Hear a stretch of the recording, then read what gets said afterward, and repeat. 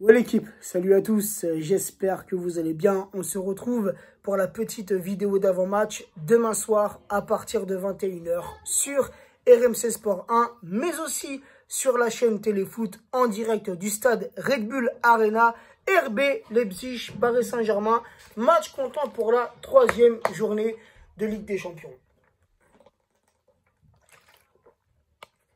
Allez les amis, sur les 2 derniers matchs, toute compétition confondue entre ces deux clubs, c'est une victoire parisienne. Et cette victoire, elle n'est pas si vieille. C'était il y a quelques semaines de ça, au mois d'août. Lors du Final 8, le Paris Saint-Germain s'était imposé, on va dire, assez facilement, assez tranquillement, sur le score de 3-0. Et la dernière victoire du RB Leipzig, les amis, c'était lors d'un match amical. C'était le 18-07-2014. Les Allemands s'étaient imposés 4-2. Leipzig, les amis, sur leurs 20 derniers matchs, toutes compétitions confondues, c'est un bilan positif. C'est 11 victoires, 5 nuls pour 4 défaites. Côté parisien, sur nos 20 derniers matchs, toutes compétitions confondues, c'est un bilan tout aussi positif. C'est 15 victoires, 1 nul pour 4 défaites. Lors du précédent match de Ligue des Champions, qui était donc la semaine dernière, un match qui comptait pour la 2e journée de Ligue des Champions, les Allemands, Leipzig s'est déplacé à Old Trafford, match contre Manchester United. Ils se sont pris une correction, une raclée, une fessée 5-0. Les Parisiens, c'était eux déplacés à Istanbul, un match contre le Başakşehir, et le Paris Saint-Germain s'était imposé 0-2 dans un match, les amis, assez compliqué, assez difficile. Là aussi, on va pas se mentir. Un petit récapitulatif, les amis, sur le classement de ce groupe. Donc, à la première place, Manchester United, avec 6 points, 2 victoires, 7 buts marqués pour 1 but encaissé. À l'heure actuelle, Manchester est la meilleure attaque ainsi que la meilleure défense de ce groupe. À la seconde place, le Paris Saint-Germain avec 3 points, 1 victoire, 1 défaite, 3 buts marqués pour 2 buts encaissés. À la 3e place, le RB Leipzig avec le même nombre de points que le Paris Saint-Germain, donc 3 points, 1 victoire, 1 défaite, 2 buts marqués pour 5 buts encaissés. Là est la différence entre la 2e et la 3e place par rapport aux buts marqués ainsi que par rapport aux buts encaissés. Et à la 4e place, sans grande surprise, j'ai envie de vous dire, le Başakşehir Istanbul avec 0 points, 0 victoire, 2 défaites, 0 but marqué pour 4 buts encaissés. Pour demain soir, les amis, faut s'attendre à un match compliqué, même si Leipzig s'est pris un 5-0 contre Manchester United la semaine passée. Faut s'attendre à un match compliqué, surtout pour nous, Parisiens. C'est notre équipe qui me fait peur. Je vais pas vous mentir, même si Leipzig, c'est plutôt pas mal dans le championnat allemand, même si ce week-end, c'était samedi, si je me trompe pas, contre Mönchengladbach, ils ont perdu 1-0. Leipzig qui pointe à la 3e place du championnat allemand, de la Bundesliga. Voilà, Leipzig, on sait que c'est une belle équipe. C'est une équipe qui joue bien, c'est une équipe collective. Mais moi, ce qui me fait peur, c'est notre équipe, les amis. Même si on enchaîne les bons résultats, que ce soit en Ligue des Champions contre le Başakşehir la semaine dernière, ou bien en Ligue 1, on enchaîne les bons résultats, on gagne, on ramène les 3 points. Mais par contre, dans le jeu, les amis, il n'y a absolument rien. Absolument aucun fond de jeu. Aucun rythme, aucun dynamisme dans le jeu parisien. C'est ça, les amis, qui me fait peur pour demain soir. Car là, depuis le début, depuis 2 matchs, c'est une défaite contre Manchester au Parc des Princes et une victoire la semaine dernière à Istanbul. Tu vois ce que je veux dire? Donc là, on rigole pas en Ligue des Champions. Nous sommes les finalistes et on doit encore une fois cette saison aller le plus loin possible. Mais on n'y arrivera que si l'équipe joue ensemble, que si le collectif s'installe. Mais là, sur les derniers matchs, on se repose sur des individualités. Mais dans le jeu, les amis, c'est pauvre. Honnêtement, c'est pauvre. Et honnêtement, on se fait chier.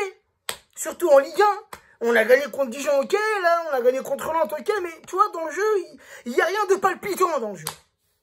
Donc j'espère que pour demain soir, ça va changer. J'espère voir du rythme. J'espère voir des automatismes. J'espère voir de l'agressivité. Ce que je vois pas, ce que j'ai pas vu sur les derniers matchs. Peut-être que je suis un peu trop dur, les amis. Mais oui, ok, on gagne. Mais dans le jeu, il n'y a rien. Et ça me plaît pas. Bref, il y a beaucoup d'absents. L'infirmerie parisienne est pleine. On a 6 joueurs blessés, donc 6 joueurs absents pour demain. Mbappé absent, Neymar absent, Icardi absent, Verratti absent, Draxler absent et Bernat absent. La bonne nouvelle, c'est que Paredes fait son retour normalement demain dans le groupe parisien. Sera-t-il titulaire? Point d'interrogation. La petite compo que je verrai pour demain, les amis. Là, au moment où je fais cette vidéo d'avant-match, Tuchel est en pleine conférence de presse, donc je ne sais pas ce qui se dit. Je ne la suis pas, la conférence de presse. Quel dispositif va-t-on avoir demain soir? 4-3-3, 4-3-3, oui, 4-4-2, 4-2-3-1, toi, avec Tuchel, on peut s'attendre à tout. Va-t-on revoir Danilo en tant que défenseur central, même si sur le dernier match, il n'a pas été dégueulasse? Va-t-on revoir Marquinhos en tant que numéro 6? Rappelez-vous, contre le Başakşehir en Ligue des Champions, compliqué pour Marquinhos, compliqué, hormis la fin de match, où tout s'est accéléré côté parisien. Mais vraiment, contre le Başakşehir, on s'est fait bouffer au milieu de terrain. Bref, on verra pour demain. Moi, en tout cas, je partirai, les amis, sur un 4-3-3 avec Navas. Navas qui est, depuis le début de saison, le meilleur joueur parisien. Donc ça en dit long, les amis. Si notre meilleur joueur, c'est le gardien, ça en dit long sur le jeu de notre équipe. Donc Navas, titulaire indiscutable. Florenzi, latéral droit. Kurzawa, latéral gauche. Les deux défenseurs centraux que j'aimerais voir, mais s'il te plaît, Tuchel, mets ces deux défenseurs centraux ensemble. Et arrête tes conneries à nous mettre Danilo. Hey, demain, c'est Leipzig. Tu vois ce que je veux dire? Demain, c'est pas Nantes. Demain, c'est pas Dijon. Demain, c'est pas le Başakşehir. Hein, même si on a galéré contre le Başakşehir. Tu vois ce que je veux dire? Leipzig, c'est que tu mets un niveau au-dessus. Donc, ça tiendra pas. Honnêtement, je pense que ça tiendra pas. Si tu nous mets Danilo, défenseur central, et Marquinhos en 6, j'ai peur. C'était juste contre le Başakşehir. Ça me fera peur demain si c'est ça, tu vois, si Tuchel, il fait ce truc de merde. Voilà. Bref. Marquinhos, Kimpembe, c'est la charnière que j'aimerais voir pour demain. Je vais me calmer un peu, malgré que je me sens pas trop énervé, tu vois. Mais impatient d'être à demain pour voir comment nos joueurs vont jouer, voir la composition. Je mettrai donc Danilo en tant que milieu récupérateur. Nos deux milieux offensifs, en l'absence de notamment Verratti.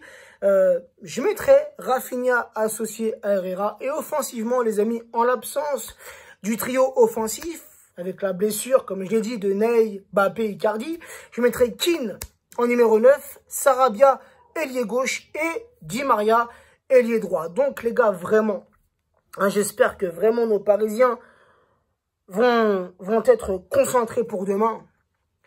Donc, je suis pas tranquille en Ligue des Champions, frère. Tu vois ce que je veux dire? Après cette défaite contre Manchester, comme ça, on perd, on leur donne les 3 points. Başakşehir, comme j'ai dit, ouais, on gagne, tout s'est décanté à la fin du match, mais vraiment dans le jeu, dans le match, on a quand même galéré. Donc ça me fait un peu peur pour la suite. Je reste confiant, les amis. Hein, toujours être confiant, toujours être optimiste et tout, mais on peut malgré ça avoir des doutes. Surtout quand on voit la forme physique de nos joueurs. Un des joueurs qui n'arrêtent pas d'enchaîner des matchs. Depuis le Final 8, les amis, ça enchaîne avec le Paris Saint-Germain, avec la sélection, ça enchaîne. Et au bout d'un moment, le corps, il lâche. Ah, c'est ce qui se passe avec nos blessés. Donc voilà, il y a ça aussi qu'il faut prendre en compte. Et voilà, en tout cas, je reste confiant pour demain. Et je vois bien un score serré. Hein, je vois bien les Allemands nous bousculer un peu, nous mettre en danger. Et je partirai sur un 1-2 au score final, 1-2 pour le Paris Saint-Germain.